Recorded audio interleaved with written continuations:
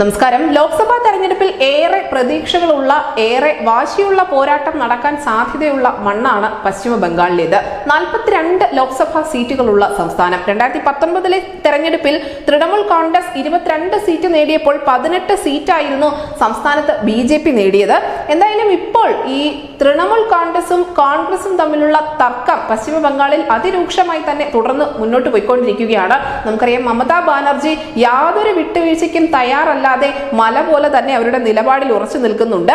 ഒറ്റയൊരു നിലപാട് മാത്രമാണ് മമതാ ബാനർജി ആവർത്തിച്ചുകൊണ്ടിരിക്കുന്നത്. 2 സീറ്റ് വേണമെങ്കിൽ കോൺഗ്രസിന് തരാമെന്ന്. പക്ഷെ കോൺഗ്രസിനെ സംബന്ധിച്ച് ഇത് വലിയൊരു തിരിച്ചടി തന്നെയാണ്. കാരണം ഇപ്പോഴും 7 സീറ്റെങ്കിലും തങ്ങൾക്ക് വേണമെന്നുള്ള നിലപാടിൽ ഉറച്ചു നിൽക്കുകയാണ് അധീർ രഞ്ജൻ ചൗധരി ഉൾപ്പെടെയുള്ള നേതാക്കൾ.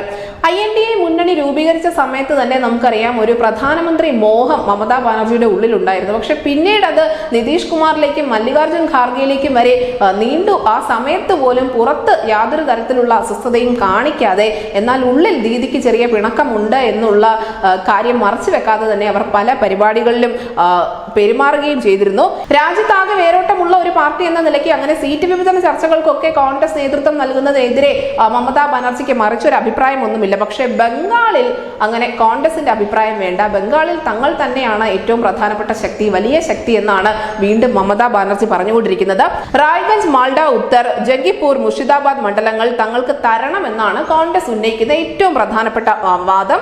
എന്നാൽ കോൺഗ്രസ് 30% മുകളിൽ വോട്ട് നേടിയ 2 മണ്ഡലങ്ങൾ മാത്രമേ ഉള്ളൂ എന്നും കൂടുതൽ സീറ്റുകൾ എങ്ങനെയാണ് തങ്ങൾ വിശ്വസിച്ച് നൽകുക എന്നുമാണ് മമതാ ബാനർജി ചോദിക്കുന്നത്. നമുക്കറിയാം, 2016 ശേഷം CPM-ന് നിയമസഭയിൽ പോലും പ്രാതിനിധ്യമില്ലാത്ത ഒരു സംസ്ഥാനമാണ് ബംഗാൾ. 213 സീറ്റിന്റെ മൃഗീയ ഭൂരിപക്ഷത്തിൽ തന്നെയാണ് ബംഗാളിന്റെ ദീദി അവിടെ ഭരിക്കുന്നത്. 77 സീറ്റുമായി മുഖ്യ പ്രതിപക്ഷം BJP ആണ് താനും. അതുകൊണ്ട് തന്നെ തിരിച്ചുവരവിന് ശ്രമിച്ചുകൊണ്ടിരിക്കുന്ന CPM-നെ സംബന്ധിച്ച് വലിയ പ്രധാനപ്പെട്ടതാണ് ഈ ഒരു തെരഞ്ഞെടുപ്പ് എന്ന് പറയുന്നത്. നിലവിൽ അവർ പക്ഷേ തൃണമൂൽ കോൺഗ്രസുമായി തങ്ങൾ ഒരിക്കലും കൈകോർക്കില്ല എന്നുള്ള ഒരു നിലപാട് സ്വീകരിച്ചിട്ടുണ്ട്. ചെറിയ നിലയ്ക്ക് അവിടെ പാർട്ടി വീണ്ടും പുനരുജ്ജീവിപ്പിക്കുന്ന തരത്തിലുള്ള പ്രവർത്തനങ്ങൾ തുടങ്ങിയിട്ടുമുണ്ട്. പല പാർട്ടി ഗ്രാമങ്ങളിലും വീണ്ടും ആളുകൾ വന്നു തുടങ്ങിയിട്ടുമുണ്ട്. ഒരുപക്ഷെ ഇത് കണ്ടിട്ടായിരിക്കണം മമതാ ബാനർജി ആദ്യം പറഞ്ഞ നിലപാട് മാറ്റിയത്.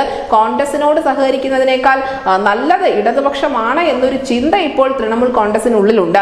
നമുക്കറിയാം, ഇതിനു മുൻപ് ഈ കോൺഗ്രസ് പാർട്ടിയും തൃണമൂൽ കോൺഗ്രസും തമ്മിൽ വലിയ തർക്കങ്ങളൊക്കെ നടന്നത് രാജ്യം കണ്ടിട്ടുണ്ട്. പ്രത്യേകിച്ചും സോണിയാഗാന്ധിയും മമതാ ബാനർജിയും തമ്മിൽ. ഒരിക്കൽ സോണിയാഗാന്ധിയോട് കലഹിച്ചുകൊണ്ട് തന്നെ പടിയിറങ്ങി പോയതാണ് മമതാ ബാനർജി. പിന്നീട് പല വേദികളിലും ഇരുവരും ഒരുമിച്ചിരിക്കുന്നു അല്ലെങ്കിൽ കെട്ടിപ്പിടിക്കുന്ന ചിത്രങ്ങളൊക്കെ കണ്ടിട്ടുണ്ടെങ്കിൽ പോലും മമതയുടെ മനസ്സിൽ ആ പഴയ കനല് ഇപ്പോഴും എരിയാതെ അല്ലെങ്കിൽ അടങ്ങാതെ കിടപ്പുണ്ടോ എന്നുള്ള ഒരു ചോദ്യം, അത്തരത്തിലുള്ള ചർച്ചകൾ കൂടി ഉയർന്നു വരുന്നുണ്ട്. ഇപ്പോൾ നടക്കുന്ന രാഷ്ട്രീയ സംഭവ വികാസങ്ങളെയൊക്കെ അന്നത്തെ ആ പഴയ പ്രതികാരത്തിന്റെയും പരിഭവത്തിന്റെയും ഒക്കെ കഥയുമായി കൂട്ടിക്കെട്ടുന്നുമുണ്ട്. സോണിയാഗാന്ധിയോ മല്ലികാർജുൻ ഖാർഗെയോ തന്നെ നേരിട്ട് വന്ന് ചോദിക്കട്ടെ എന്ന ഒരു നിലപാട് കൂടി ഇതിനിടയിൽ തൃണമൂൽ കോൺഗ്രസിന്റെ ഭാഗത്തു നിന്നും സീറ്റ് വിഭജനം സംബന്ധിച്ച് ഉണ്ടായിരുന്നു.